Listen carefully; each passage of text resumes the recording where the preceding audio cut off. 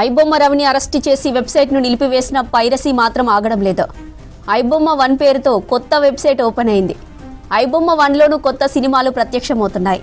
ఏదైనా సినిమాను క్లిక్ చేస్తే మూవీ రూల్స్కు రీడైరెక్టర్ అవుతుంది.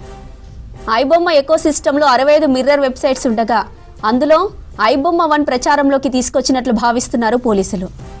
ఐబొమ్మ ఫౌండర్ అదేవిధంగా ప్రధాన నిర్వాహకుడు ఐబొమ్మ రవిని అయితే ఈ నెల 14వ తేదీన హైదరాబాద్ సిసిఎస్ పోలీసులు అరెస్ట్ చేయడంతో పాటు కోర్టులో హాజరుపరచడంతో తదుపరి ఆదేశాల మేరకు అయితే తనను చెంచల్గూడ జైలుకు తరలించడం జరిగింది. ఈ క్రమంలోనే ఈ యొక్క పైరసీ కేసుకు సంబంధించి అయితే మరింత లోతుగా ఇటు ఐబొమ్మ రవిని విచారణ చేసేందుకైతే సిసిఎస్ పోలీసులు ఇటు నాంపల్లి కోర్టులో వారం రోజుల పాటు కూడా కస్టడీకి ఇవ్వాలంటూ పిటిషన్ వేయడం జరిగింది. ఇందుకు నాంపల్లి కోర్టు నిన్న 5 రోజుల పాటు కూడా ఇటు సిసిఎస్ పోలీసులు విచారణకు సహకరించాలంటూ కూడా రవికి ఆదేశాలు ఇటు కోర్టు ఉత్తర్వులు జారీ చేసిన క్రమంలో ఈ రోజు నుంచి 5 రోజుల పాటు ఐబొమ్మ రవిని పోలీసులు అయితే విచారించనున్నారు. ముఖ్యంగా మనం చూస్తే ఇప్పటికే ఐబొమ్మ రవి అరెస్ట్ అవ్వడం, జైలుకు వెళ్లడం, విచారణ కోసం పోలీసులు తిరిగి కస్టడీ తీసుకోవడం ఈ ప్రక్రియ కొనసాగుతున్న క్రమంలోనే ఐబొమ్మకు సంబంధించి అయితే మరొక అప్డేట్ వచ్చింది. ఐబొమ్మ 1 అంటూ కూడా మరొక వెబ్సైట్ అయితే ఆ ప్రజలకు అందుబాటులోకి రావడం జరిగింది. ఇది మూవీ రూల్స్కి సంబంధించి మూవీ రూల్స్లో డైరెక్ట్ అవుతూ అయితే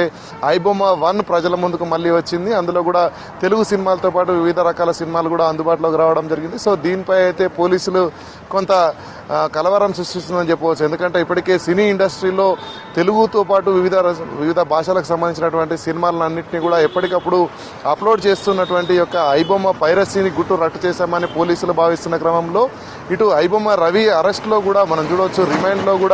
రిమాండ్ రిపోర్ట్లో కీలక విషయాలను కూడా ఇటు సిసిఎస్ పోలీసులు ప్రస్తావించడం జరిగింది. ఐబొమ్మ రవి, ఐబొమ్మ బప్పం టీవీలతో పాటు మరొక 65 మిర్రర్ వెబ్సైట్లను కూడా నిర్వహిస్తున్నట్లు తెలపడంతో పాటు తను 2 కంపెనీలకు సీఈఓగా కూడా వ్యవహరిస్తున్నట్లయితే ఇటు రిమాండ్ రిపోర్ట్లో పోలీసులు పేర్కొనడం జరిగింది. ఈ క్రమంలోనే ఐబొమ్మ 1 అంటే ఇప్పుడు ఐబొమ్మతో పాటు అనుబంధంగా మరికొన్ని సైట్లను కూడా ముందుగానే రూపకల్పన చేస్తున్నారు. సో దాన్ని అనూహ్యంగా ఇటు ఐబొమ్మ రవి అరెస్ట్ అయ్యి జైల్లో ఉన్నటువంటి సందర్భంలో తనకు సంబంధించినటువంటి నిర్వాహకులు, ఎందుకంటే ఇటు చూడవచ్చు విదేశాలలో ఉంటూ ఐబొమ్మ రవి వీటన్నిటిని కూడా ఆపరేట్ చేయడం జరిగింది.